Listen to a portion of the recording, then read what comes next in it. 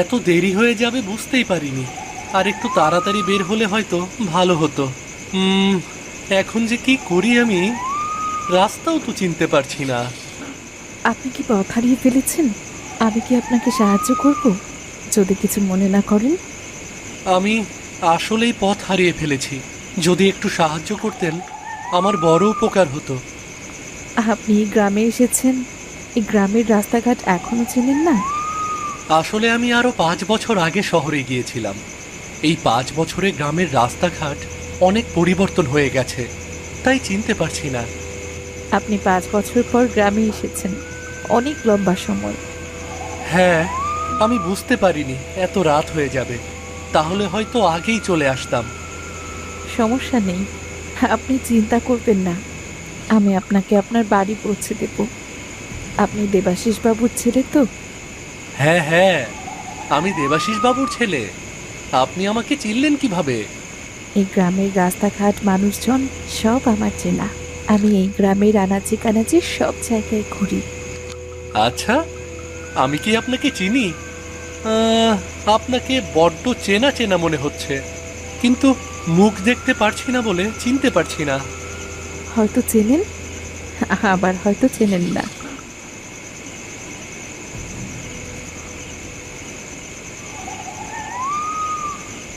আমাদের আবার দেখা হবে। এই যে, এই যে আপনার বাড়ি এসে গেছি। আপনাকে অনেক অনেক ধন্যবাদ। আপনি না থাকলে আজকে কোনোভাবেই আমি বাড়িতে পৌঁছাতে পারতাম না। অনেক ধন্যবাদ আপনাকে।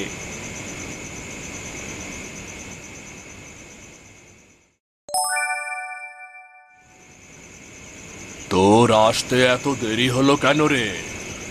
কি করব বাবা, আমি তো ভেবেছিলাম গ্রামের রাস্তাঘাট একটু উন্নত হয়েছে, কিন্তু এসে দেখলাম কিচ্ছু হয়নি। গ্রাম তো আর শহরের মতো নয় রে, যে বললেই উন্নত হয়ে যাবে।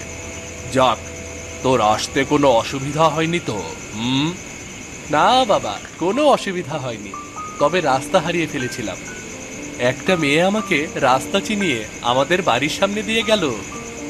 একটা মেয়ে? কোন মেয়ে? আমি তো চিনি না বাবা। মেয়েটার মুখ ঘোমটা দিয়ে ঢাকা ছিল, তাই চিনতে পারিনি। তুই পরিচয় জিজ্ঞেস করবি না মেয়েটার?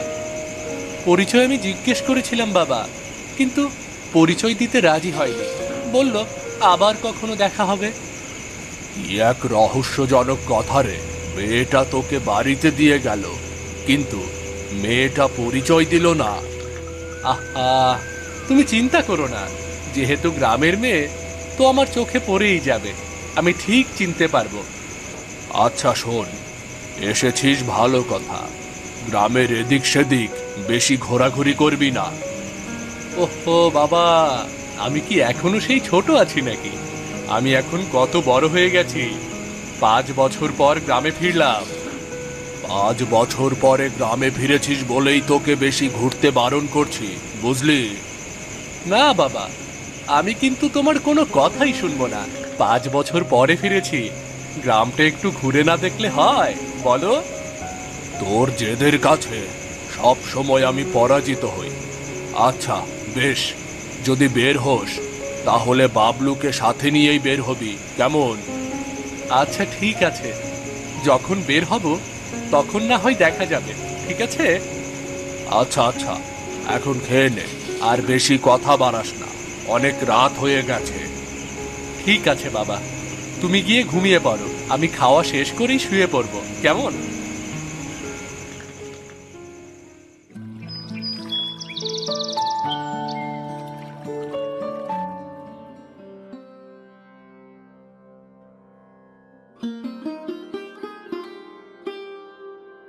তুমি মিথিলা বৌদি না? কেমন আছো তুমি? তুমি কি দেবে নাকি? কণ্ঠে তো সেরকমই মনে হচ্ছে। হ্যাঁ গো বৌদি, আমি। তা তুমি এত বছর পর কোত্থেকে এলে? 5 বছরে তো অনেক পরিবর্তন হয়ে গেছো দেখছি। তুমিও কম পরিবর্তন হওনি। তোমাকে তো দেখে চিনতেই পারিনি প্রথমে। ধুর, কি যে বলো না তুমি। তা এখানে কি করছো? কবে এসেছো শহর থেকে? এই তো গত রাতেই ফিরলাম আমি।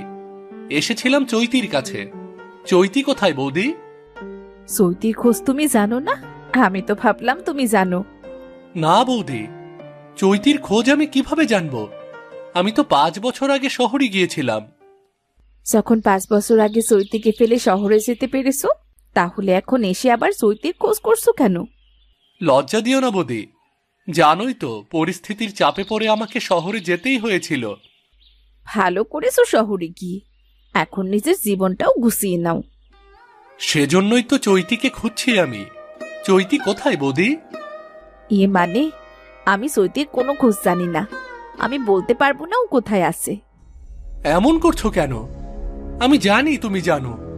চৈতি কোথায় তুমি আমাকে বলো। আমি আসলেই জানি না ও কোথায়, তুমি আমায় অযথা জোর করো না তো।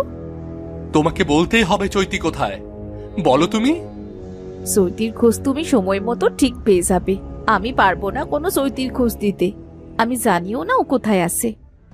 তুমি আমাকে মিথ্যা কথা বলছো বৌদি, তুমি আমার থেকে কিছু লুকিয়ে যাচ্ছ, তাই না?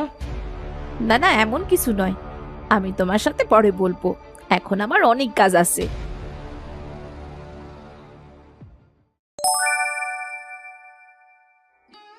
শুনছো, এবার মনে হচ্ছে গ্রামে একটা বিশাল গন্ডগোল বেঁধে যাবে। হুট করে তুমি এমন কথা বলছো কেন? কি হয়েছে? তুমি জানো 5 বছর পর দেবেন শহর থেকে গ্রামে ফিরেছে। কই, না তো, আমার সাথে তো দেখা হয়নি। কবে এলো? এসেছে নাকি গত রাতে, আজকে সকালেই আমাদের বাড়ি এসেছিল, সে চৈতির খোঁজ করছে। বদমাইশ যেন কোথাকার। 5 বছর আগে চৈতিকে ফেলে রেখে গিয়েছিল, আর এখন আসছে চৈতির খোঁজ করতে। আমিও সেটাই বলেছি, কিন্তু ও মানতে নারাজ, যে করে হোক ও চৈতির খোঁজ করেই ছাড়বে। করুক, তারপর নিজের পরিবারটা ধ্বংস হয়ে যাক। তুমি কিছু বলনি তো? না না, আমি কিছু বলিনি, আমি আবার কিছু বলে ফেসে যাব নাকি? ভুলেও মুখ খুলতে যেও না, তাহলে দেবাশিস বাবু কিন্তু আমাদের আস্ত রাখবে না। জানি জানি, তারপর চৈতির মতো অবস্থা আমাদেরও হবে, শুধু শুধু মুখ খুলে আর কি লাভ আমাদের? দেবেন যখন একবার এসে খোঁজ পায়নি, ও বারবার আসবে। তোমাকে যত যাই করুক না কেন, চৈতির খোঁজ তুমি দেবে না, কেমন? দেব না, সেই ভয় তো আমাদের মধ্যেও আছে, তুমি কোনো চিন্তা করো না। হয়তো আমার সাথেও দেখা করার চেষ্টা করবে, বা দেখা হয়েও যাবে। দেখি সামনে কি হয়। আমার করছে ভয়, না জানি কোন জায়গা থেকে কোন গন্ডগোল বেঁধে যায়। চিন্তা করো না তুমি, কোনো কিছুই হবে না। আমরা চুপ করে থাকলেই হলো। মেয়েটার যে কেনই হাল হলো কি জানে, মেয়েটা তো কখনো কারো কোনো ক্ষতি করেনি। শোনো, ভালোদের সাথে সব সময় এমনটা হয়। চৈতির জন্য দুঃখ করে লাভ আছে? আমরা আমাদের কথা চিন্তা করি। হ্যাঁ হ্যাঁ, সেটাই সেটাই আমাদের জন্য ভালো হবে।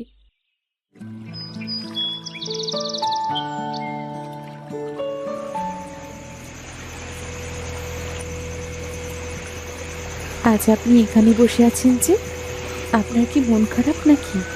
আজও কি পথ হারিয়েছেন? কে তুমি? তুমি এত রাতে এখানে কি করছো? আমি এখান দিয়েই যাচ্ছিলাম, দেখলাম আপনি বসে আছেন, তাই আপনার কাছে এলাম। ও আচ্ছা। আপনার কি মন খারাপ? ঠিক তেমন নয়, আবার বলতে পারো মনটাও খারাপ। কেন মন খারাপ? যদি কিছু মনে না করেন আমাকে বলতে পারেন, দেখি আমি কোনো সাহায্য করতে পারি কিনা। তুমি কি গ্রামের সবাইকে সাহায্য করে বেড়াও? সবাইকে সাহায্য করি না, তবে কিছু কিছু মানুষ আছে যারা অনেক ভালো, আমি তাদেরকেই সাহায্য করি।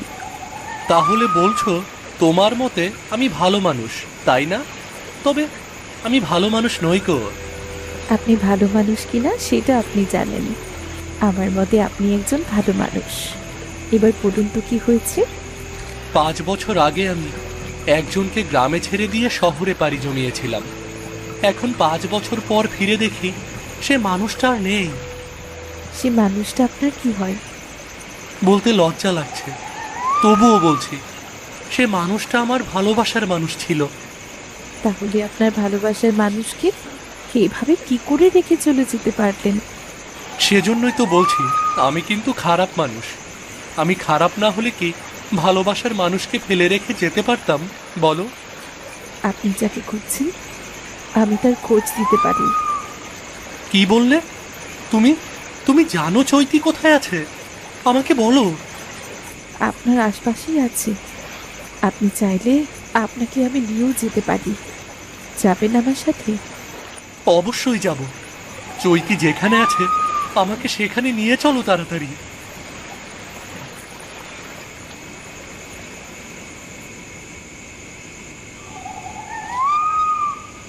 কিরে, তুই কোথায় যাচ্ছিস এত রাতে?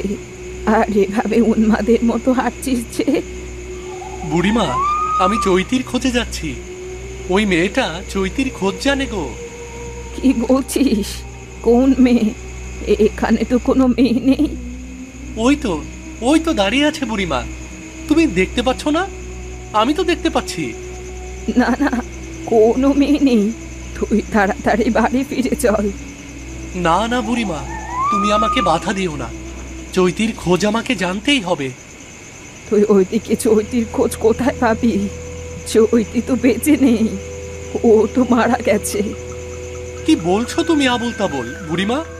চৈতি মারা গেছে মানে? আমি সত্যি বলছি, চৈতি মারা গেছে আজ থেকে প্রায় 5 বছর আগে। আমি এসব বিশ্বাস করি না।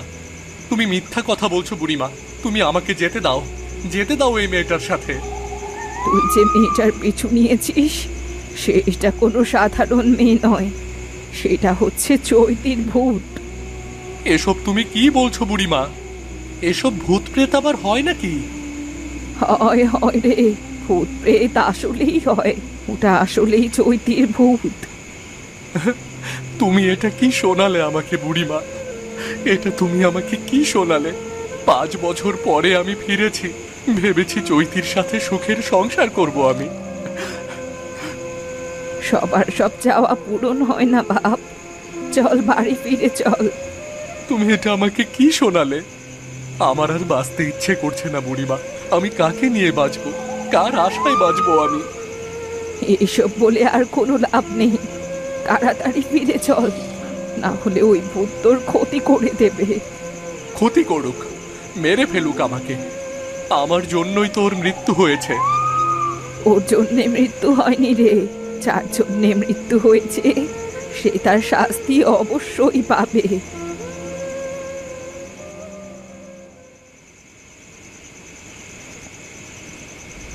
আরে বাহ, এ তো দেখছি রাত বিরাতে ললনা দাঁড়িয়ে আছে। যাই, একটু কথা বলে দেখি। কে তুমি? এত রাতে এখানে দাঁড়িয়ে আছো কেন? হুম? তুমি কি এই গ্রামের কেউ? হুম? না গো, আমি এই গ্রামের কেউ না। আমি পথ হারিয়ে এখানে চলে এসেছি। তুমি পথ হারিয়ে ফেলেছো? এত রাতে যাওয়ার কোনো জায়গা নেই? আচ্ছা, তুমি আমার সাথে চলো। আপনার সাথে? আপনি আমায় কোথায় নিয়ে যাবেন? আমি তোমাকে আমার বাড়িতে নিয়ে যাব। তুমি আজকে রাতে থেকে তারপর সকালে চলে যাবে, কেমন? আপনি বুঝি সবাইকে এইভাবে সাহায্য করেন? আপনি খুব ভালো। হ্যাঁ হ্যাঁ, আমি সবাইকেই সাহায্য করতে ভালোবাসি। এখন তুমি আমার সাথে যাবে, চলো চলো। ঠিক আছে, চলুন। আপনি যে আমার কত উপকার করলেন।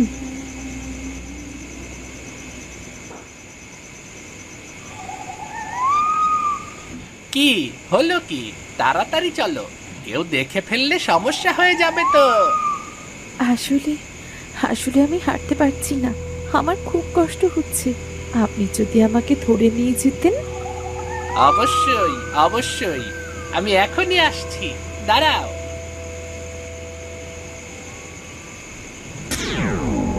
সাহায্য করছিস? তুই আমায় সাহায্য করছিস? এত ভালো মানুষ তুই? তুমি তো কোনো সাধারণ মেয়ে নও। তুমি তো একটা ভূত। আমাকে ভূত বানিয়েছিস তোরা। তোদের জন্য আজকে আমি ভূত হতে বাধ্য হয়েছি। তুমি তুমি কে?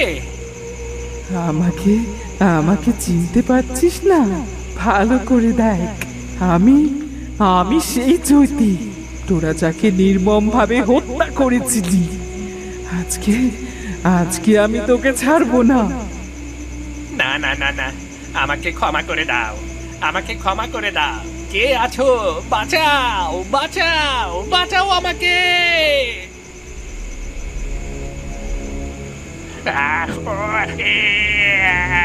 বাঁচাও বাঁচাও ও বাঁচাও।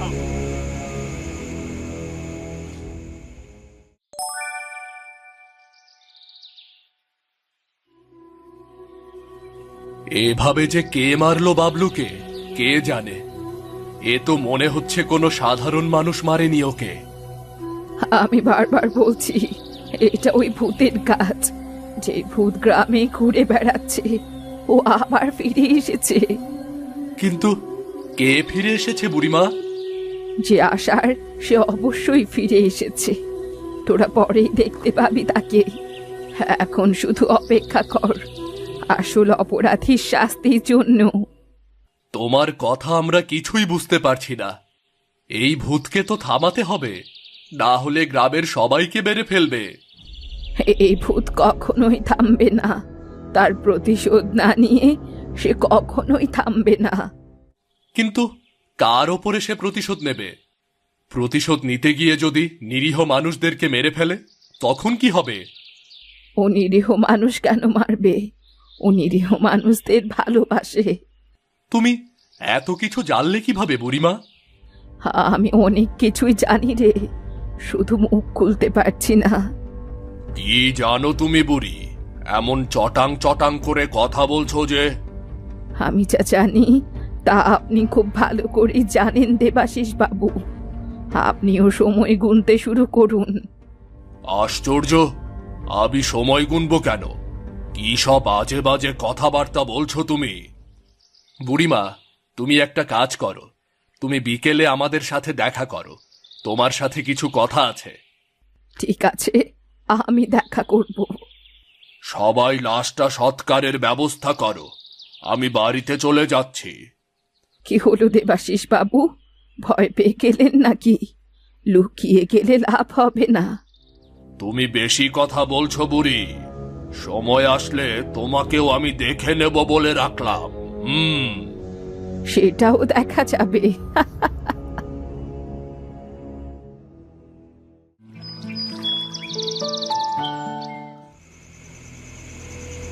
দাদা, তোমরা যা করছো এটা সঠিক তো? তুই চিন্তা করিস না, তোর বা চৈতির কোনো ক্ষতি হতে দেব না আমরা। চৈতি তার প্রতিশোধ অবশ্যই নেবে।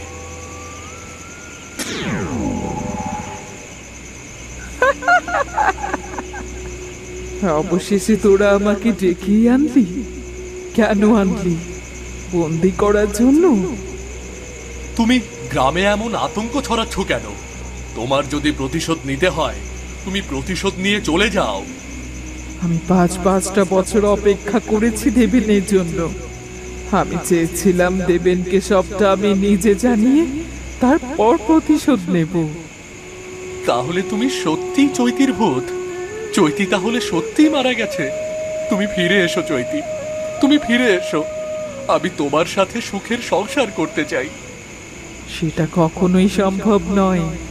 তুমি আমাকে ছেড়ে চলে গিয়েছিলে, আমি তবুও মনে কিছু করিনি। আমি 5 বছর অনায়াসে অপেক্ষা করতে পারতাম। তাহলে তোমাকে কে মারলো? তোমার বাবাই মেরেছে আমাকে। তোমার বাবার বাবলু নিজ হাতে খুন করেছে আমাকে। মানে আমার বাবা? হ্যাঁ, তোমার বাবা। এক রাতে বাবলু আর তোমার বাবা মিলে আমার ঘরে এসে আমার উপর নির্মম অত্যাচার করে। আমার ঘর জ্বালিয়ে দেয়। আমার নিজের বাবা এমন করতে পারে? না, এটা আমি বিশ্বাস করতে পারছি না। তোমার জন্য তো একটু কষ্টকর হবেই, তবে আমি সত্যি বলছি। তুমি এখন বলো, আমার সাথে যা হয়েছে সে অন্যায়ের প্রতিশোধ কি নেব না? অবশ্যই নেবে। আমি বলছি, যদি আমার বাবা অপরাধী হয় তাহলে তুমি এখনই আমার বাবাকে শাস্তি দেবে। ধন্যবাদ। আমি তোমার এই কথার অপেক্ষায় ছিলাম এই 5টা বছর। আমি যাচ্ছি আমার প্রতিশোধ পূর্ণ করতে।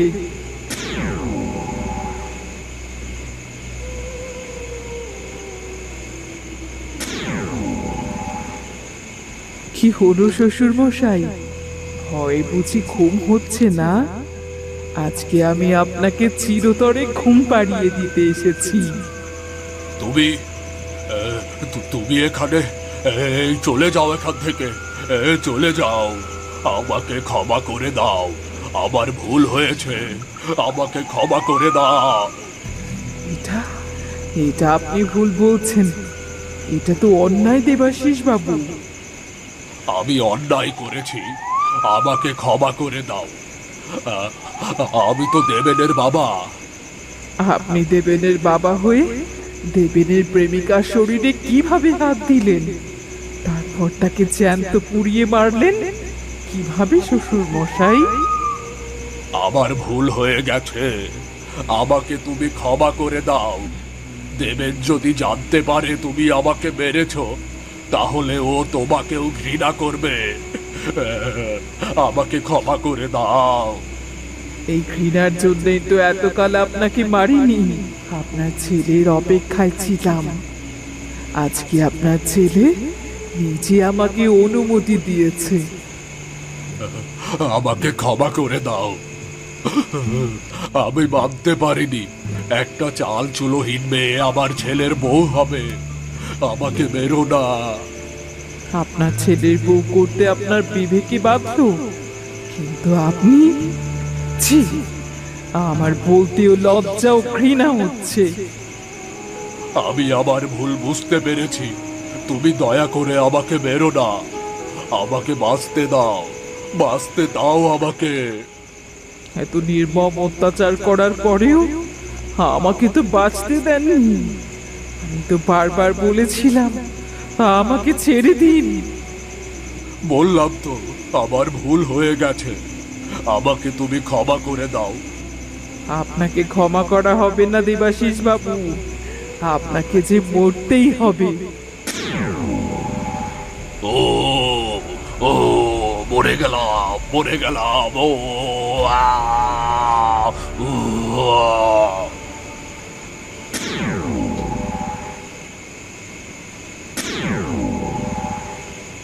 আমার যাওয়ার সময় হয়ে এসেছে।